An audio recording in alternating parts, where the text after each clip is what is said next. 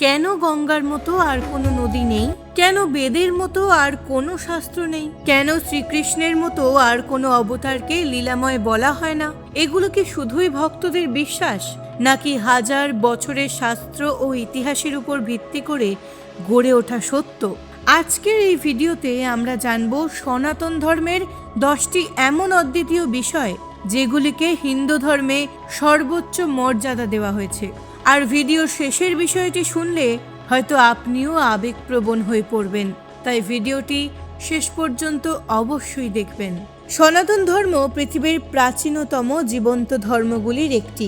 হাজার হাজার বছর ধরে এই ধর্ম শুধু আচার অনুষ্ঠান নয়, মানুষকে শিখিয়েছে জীবনযাপন, নৈতিকতা, জ্ঞান এবং আত্মার মুক্তির পথ। এই কারণেই শাস্ত্রে এমন কিছু বিষয়ের কথা বলা হয়েছে যাদের তুলনা অন্য কিছুর সঙ্গে করা যায় না। চলুন একে একে জেনে নিই। প্রথমেই আসি গঙ্গা নদীর কথায়।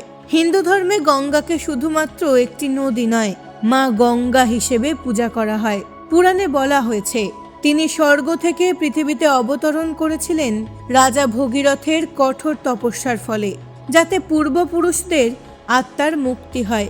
তাই বিশ্বাস করা হয় গঙ্গায় স্নান করলে বা গঙ্গা জল স্পর্শ করলে মানুষের পাপ ক্ষয় ও আত্মার পবিত্রতা লাভ হয়। এই কারণেই বলা হয় গঙ্গার মতো পবিত্র নদী নেই। এরপর আসে বেদ। ঋগ্বেদ, যজুর্বেদ, সামবেদ ও অথর্ববেদ।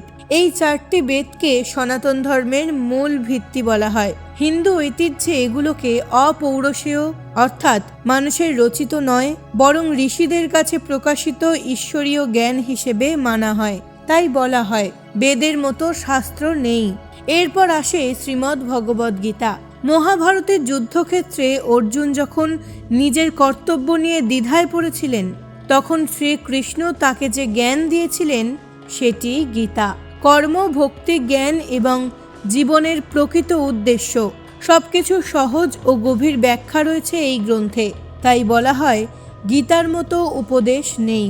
এরপর তুলসী। তুলসীকে শুধু একটি গাছ হিসেবে নয়, দেবী বৃন্দার রূপ হিসেবেও সম্মান করা হয়। বৈষ্ণব ধর্মে ভগবান বিষ্ণু ও শ্রীকৃষ্ণের পূজায় তুলসী পাতা অত্যন্ত গুরুত্বপূর্ণ। তাই বলা হয় তুলসীর মতো পবিত্র বৃক্ষ নেই। এরপর আসি শ্রীকৃষ্ণের প্রসঙ্গে। শ্রীকৃষ্ণের জীবনে আমরা একসঙ্গে দেখি শৈশবের মাখন চুরি, বৃন্দাবনের রাসলীলা, কংসবধ, মহাভারতের কূটনীতি এবং গীতার জ্ঞান। এমন বহুমাত্রিক ও লীলাময় অবতারের উদাহরণ অন্য কোথাও দেখা যায় না। তাই তাকে বলা হয় লীলাময় অবতার। আর বলা হয় শ্রীকৃষ্ণের মতো লীলাময় অবতার নেই। এরপর আসে শ্রীমদ্ ভগবত মহাপুরাণ। এই পুরাণে ভগবান বিষ্ণুর বিভিন্ন অবতার, বিশেষ করে শ্রীকৃষ্ণের জীবন ও ভক্তির মাহাত্ম্য অত্যন্ত সুন্দরভাবে বর্ণিত হয়েছে। বৈষ্ণব পরম্পরায় এটি অন্যতম শ্রেষ্ঠ পুরাণ হিসেবে বিবেচিত। তাই বলা হয় ভাগবতের মতো পুরাণ নেই। এরপর গায়ত্রী মন্ত্র। ঋগ্বেদে উল্লেখিত এই মন্ত্রকে জ্ঞান, চেতনা ও আত্মিক উন্নতির অন্যতম শ্রেষ্ঠ মন্ত্র হিসেবে গণ্য করা হয়। বহু ঋষিমুনি প্রতিদিন এই মন্ত্র জপ করেন। তাই বলা হয় গায়ত্রী মন্ত্রের মতো মন্ত্র নেই। এরপর কাশী। আজকের বারাণসী, যা কাশী নামেও পরিচিত, হিন্দু ধর্মের অন্যতম পবিত্র তীর্থস্থান। বিশ্বাস করা হয় এখানে মৃত্যুবরণ করলে ভগবান শিবের কৃপায় মোক্ষ লাভের পথ সুগম হয়।